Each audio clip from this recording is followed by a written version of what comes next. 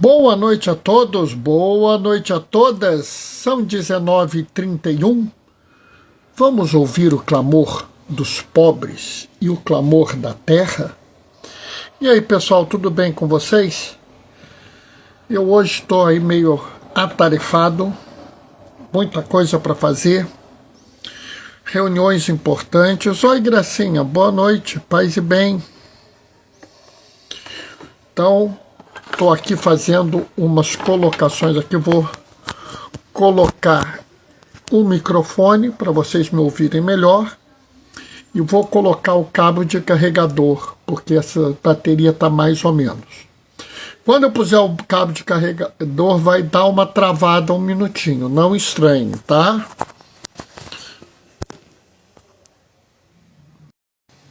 Voltei. Bom, agora eu vou ligar o computador. Vocês estão vendo que é assim, né? Hoje eu fiquei um pouco atrasado nas minhas atividades, porque eu fiz celebração da palavra. Então acaba que eu faço 2, 3 coisas. Eu chego mais tarde no trabalho, tenho que trabalhar até mais tarde. É porque eu cumpro minha carga horária integralmente. Não tem nenhum pedacinho de carga horária que eu não cumpra. Então já viu, né? A gente vai fazer aqui a reflexão de hoje. Hoje é um dia interessante para a gente refletir, né? Então estamos aí. Mozinho hoje não está aqui porque ela está na aula de cerâmica, né?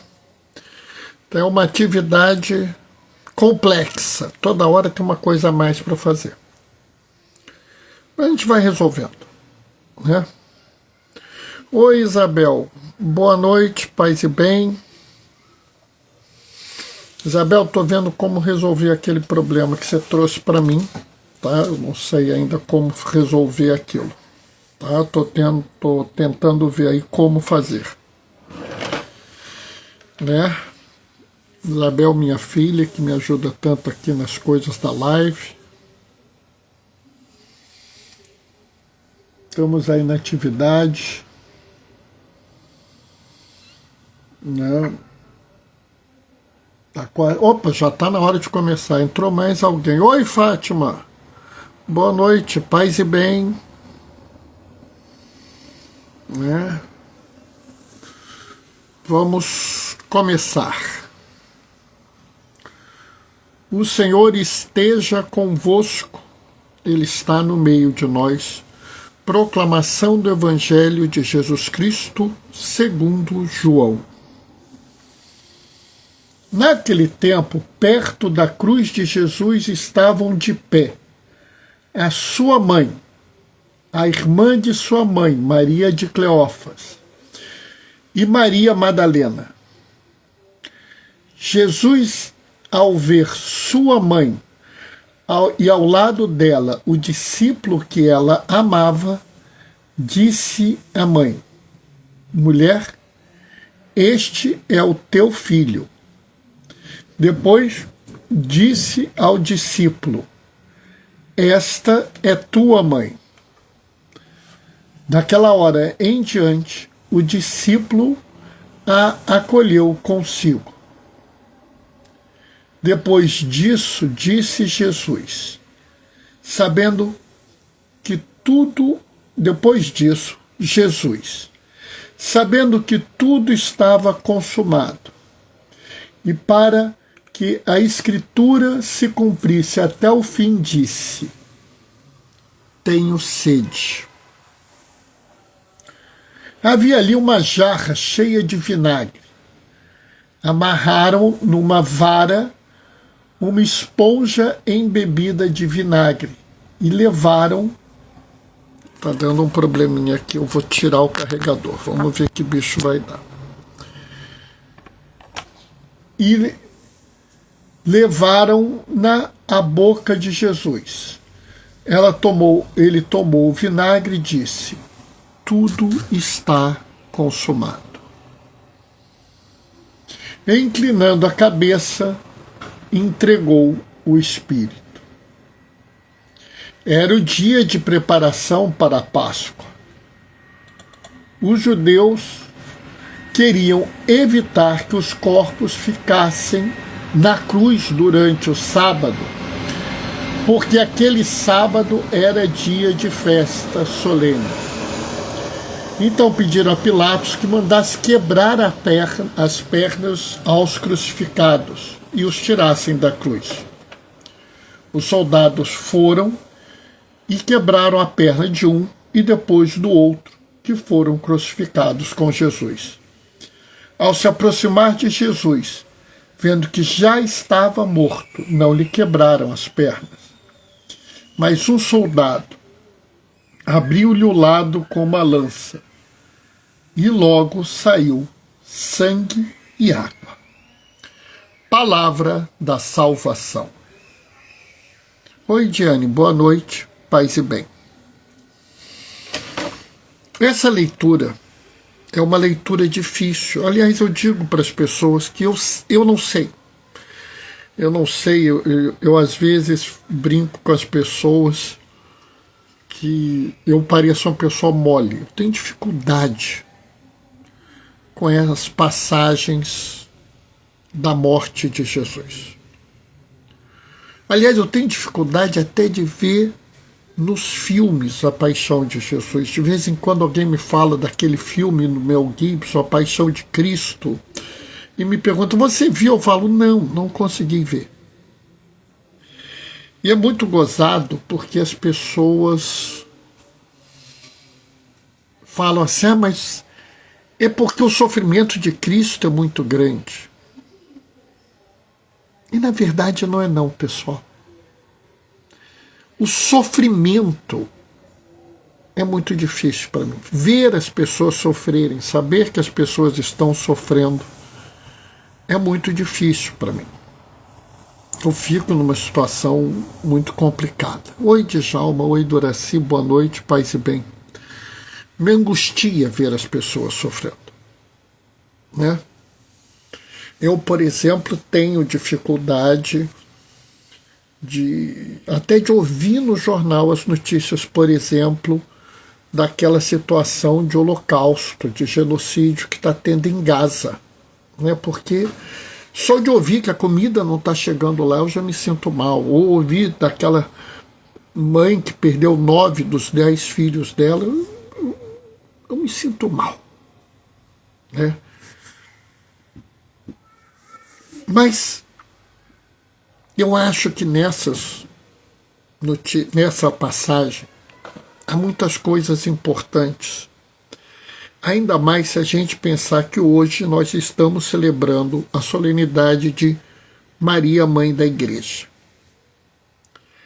E aí eu vou me prender nessa compreensão, nesse entendimento, e não no entendimento do sofrimento, porque eu acho que não é uma reflexão importante, tá?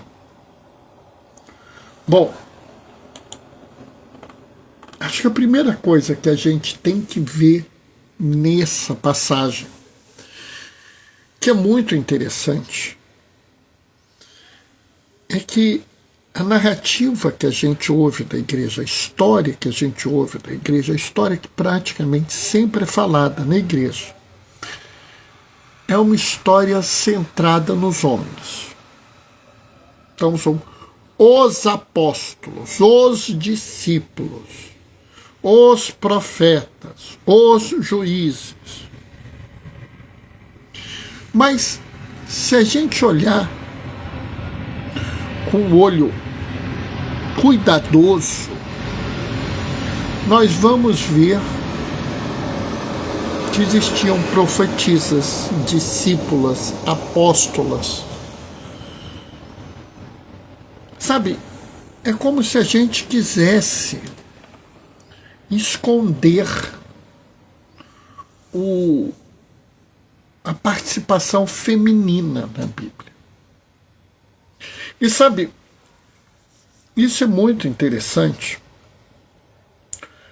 porque praticamente só lembram da mulher na Bíblia em uma passagem. Essa mesmo, na queda, no pecado original. E lembram da mulher para falar mal da mulher, para dizer assim, foi ela que levou Adão a comer o fruto. Né? Já notaram isso? E assim, eu falo isso até um pouco desconfortável. Por quê? Porque há várias mulheres assistindo essa live nesse momento. Né? E fica estranho, porque sou eu que estou falando, quando deveriam ser as mulheres. Mas até nisso, a gente tem uma igreja que esconde o papel da mulher.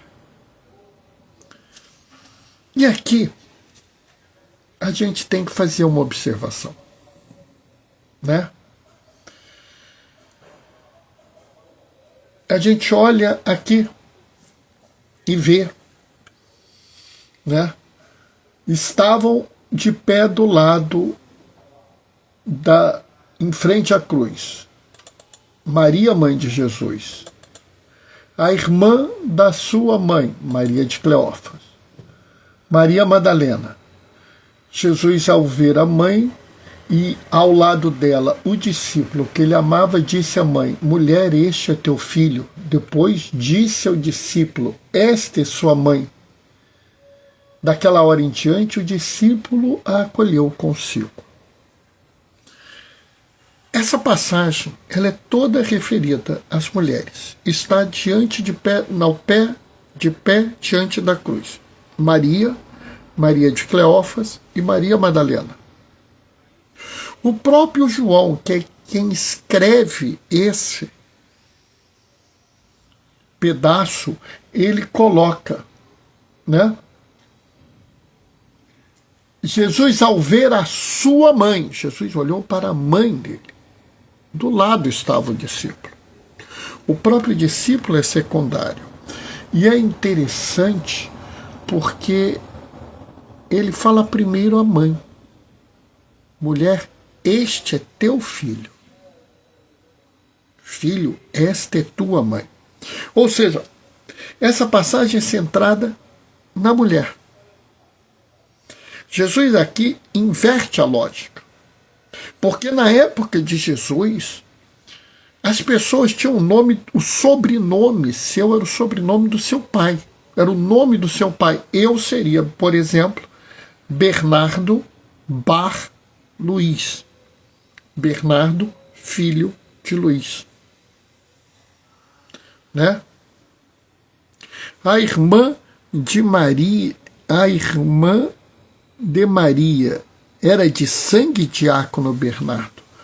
Sim, provavelmente era uma irmã de sangue. Né? Ou seja, ela era filha também de Joaquim Santana. Eu posso afirmar isso com certeza absoluta, eu não posso. Tá? Mas não há nada que nos faça pensar que Maria fosse filha única. Tá? Nós temos um raciocínio muito forte que Jesus era seu único filho de Maria. E uma das provas mais contundentes é esse relato. Por quê? Porque Jesus deixa Maria sob guarda de João, tanto que o Evangelho diz, deste dia em diante, João acolheu Maria consigo. Lembre-se que a mulher naquela época não podia se sustentar. Se ela não tivesse pai, marido ou filho, ela viraria uma mendiga. Seria uma pedinte na rua, dependendo da caridade das pessoas. Então aqui é razoável crer que Maria tenha tido um só filho. Tá? Por que eu não posso garantir que Maria de Cleófas seja irmã de sangue de Maria, mãe de Jesus? Porque na época, esses, vamos dizer, laços não eram bem escritos. Ela poderia ser também uma prima de Maria, mãe de Jesus. Menos provável, vamos dizer assim, que fosse uma tia. Mas eu acredito que seja uma irmã de sangue mesmo. Senão João teria explicado melhor isso, tá? Observem bem, naquela época, a mulher não tinha lugar na sociedade. Um relato razoável deveria ter sido escrito da seguinte forma: estava de pé diante da cruz João, o discípulo amado do Senhor. Próximo a ele estavam mulheres: Maria de Cleófas, Maria Madalena e a mãe de Jesus. Era assim que as pessoas normalmente escreveriam aquilo. Assim, quase que com um certo desprezo daquelas mulheres que estavam lá, cuja única função era chorar. Oi, André. Boa noite, paz e bem. Mas aqui se inverte. E se inverte por quê? Porque se quer valorizar um fato. Um fato muito importante, que é a participação de Maria no plano da salvação. Quem participou recentemente de um batismo, ou se lembra de um batismo de um filho, de uma filha, de um neto, de uma neta, deve se lembrar da consagração a Nossa Senhora, onde nós falamos, né, que Maria sempre foi fiel ao plano de salvação. E aqui a gente vê muito isso. Maria, durante toda a plenitude dos tempos. Bernardo, o que é plenitude dos tempos? O tempo em que Jesus esteve presente na terra. Né? Maria estava ali no início da plenitude dos tempos, porque ela foi a primeira a saber que o Messias vinha. Ela ficou grávida do Messias. Num momento de tristeza, de desespero, no momento em que todos acreditavam na derrota de Cristo, porque ele estava morrendo na cruz, Maria estava lá. Durante todo esse período, Maria estava lá.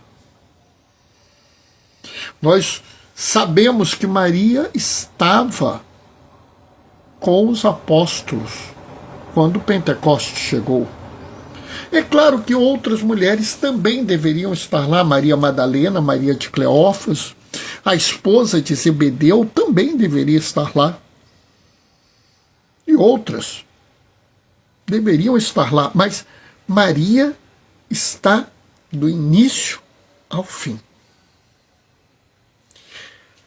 Isso é importante para que a gente entenda a profundidade dessa fala, a profundidade dessa passagem, o tempo em que Maria seguiu e vai indo.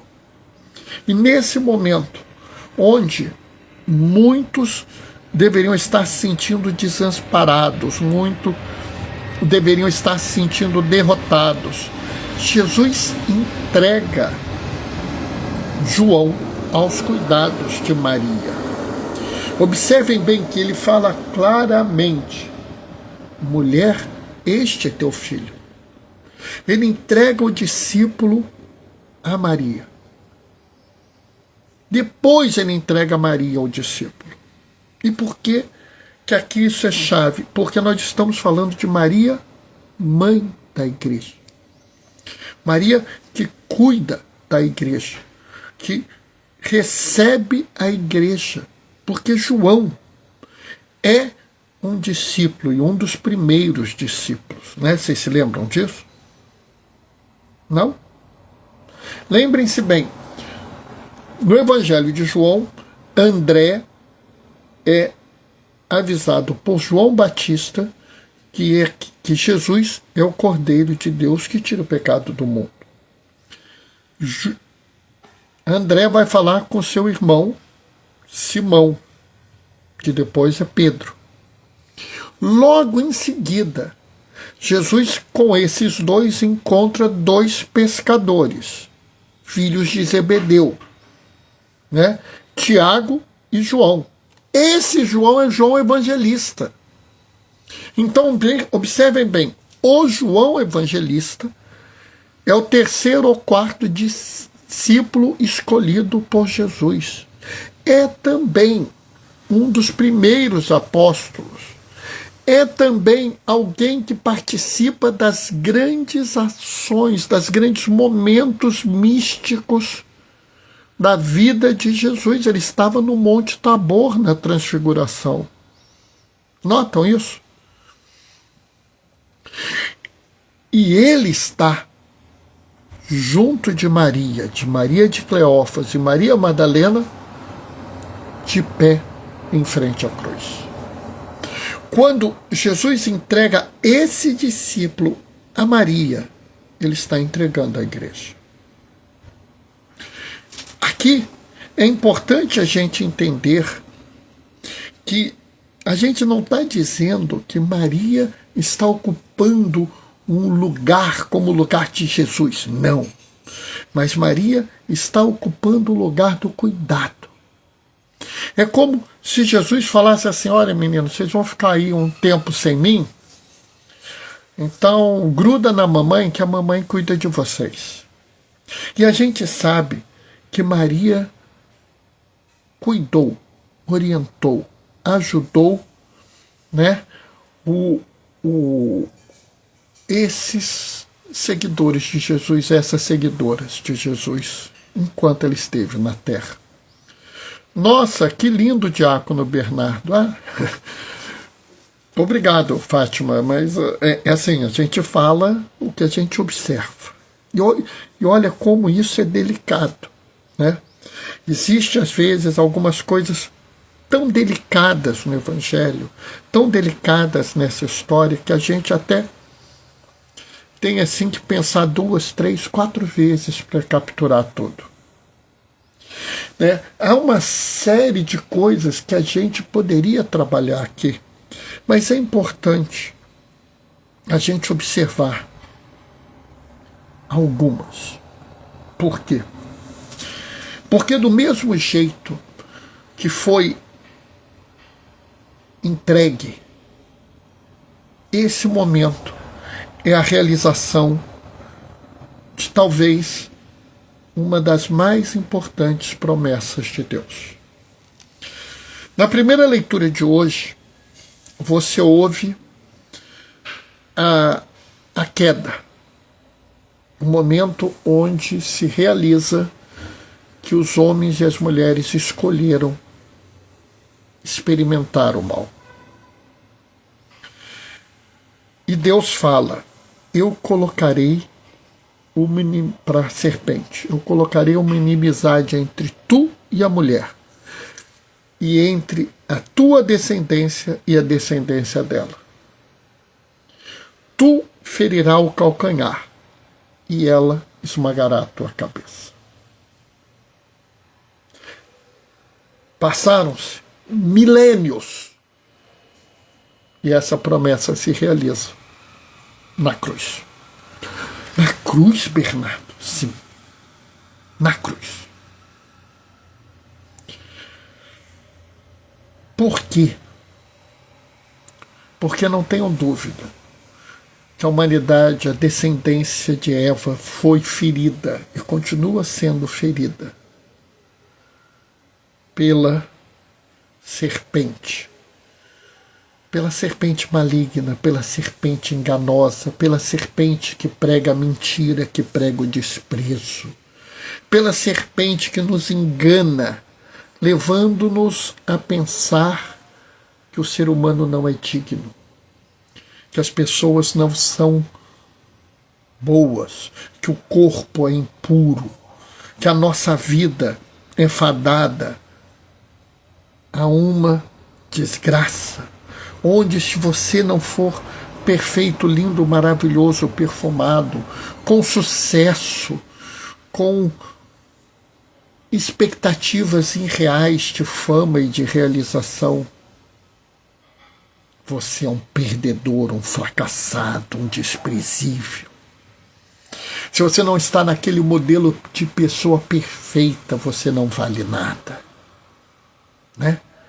Já vi até alguns falando assim, ou santo ou nada. E aí como é que ficamos nós? Porque quem aqui tem coragem de dizer que é santo?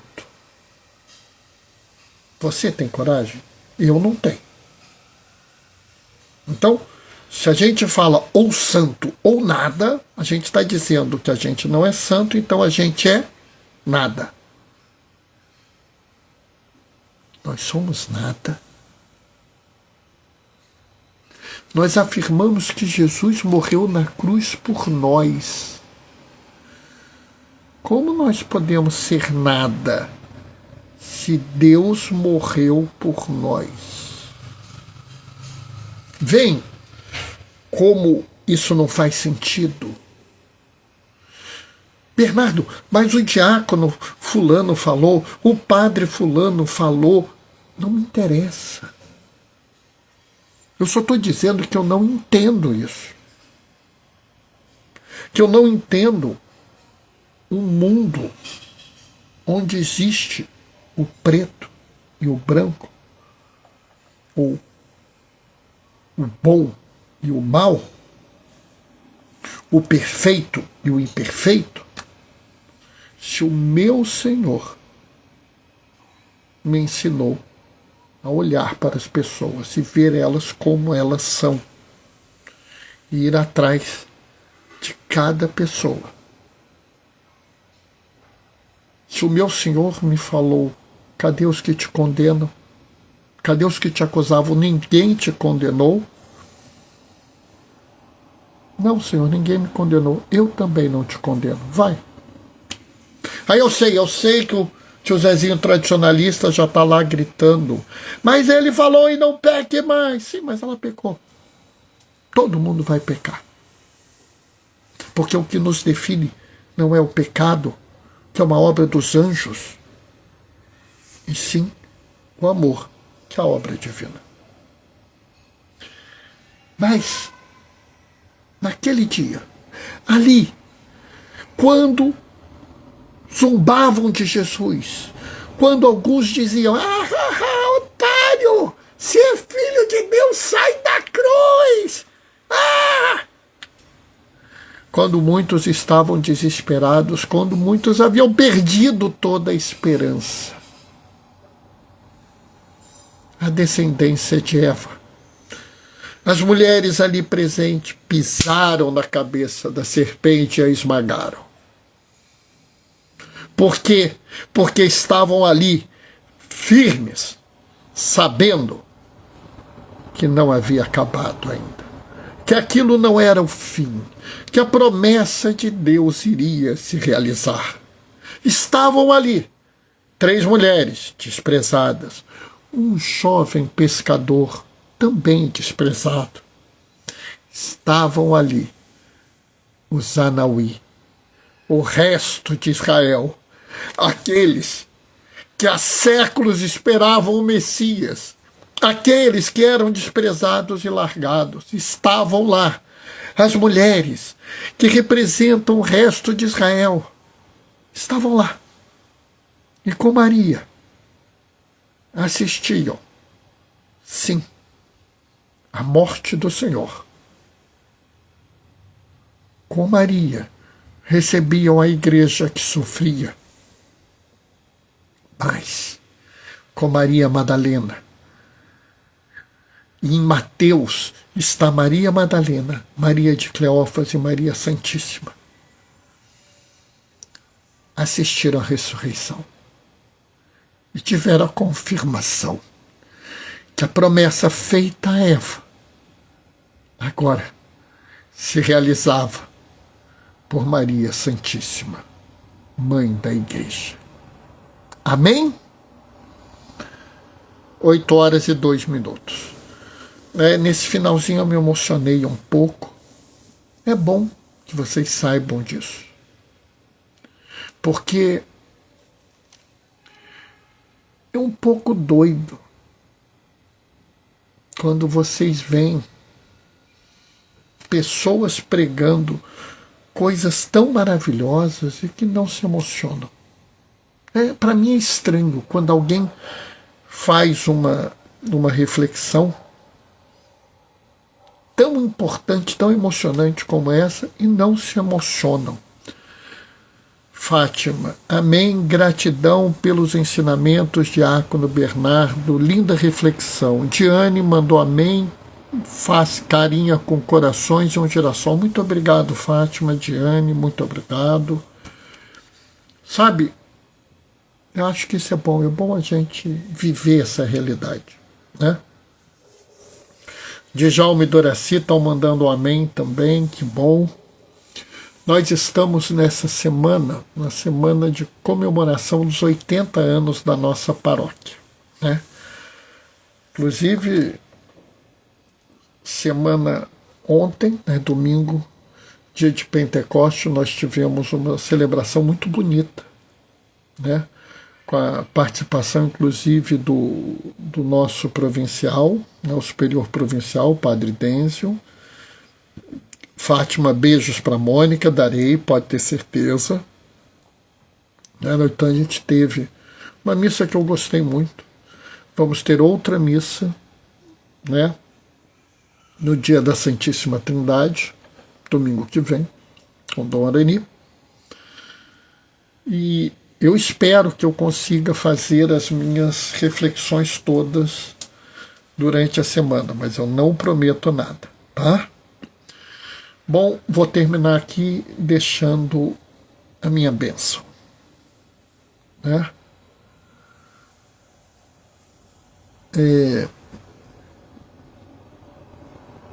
Torre, a criação da paróquia coincide com o fim da Segunda Guerra Mundial? É mais ou menos isso, né? É um pouco mais complicado, porque, na verdade, a criação oficial da paróquia, né? Porque o que acontece?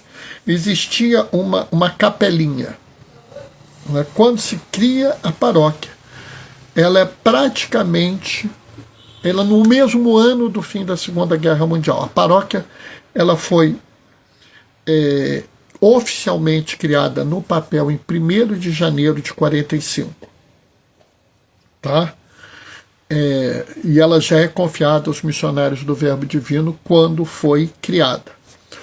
Mas ela começa a ter, vamos dizer, algum papel, alguma coisa em junho.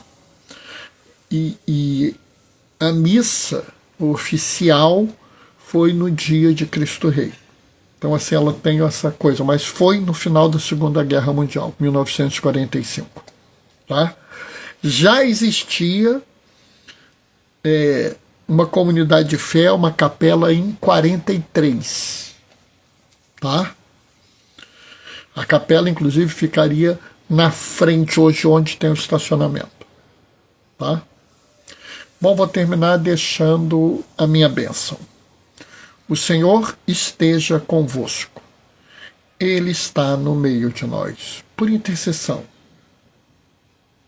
de Maria Madalena e de Maria Santíssima, bem-aventurada Mãe da Igreja, desça sobre vós e permaneça para sempre a bênção do Deus Todo-Poderoso no amor, aquele que é Pai, Filho e Espírito Santo.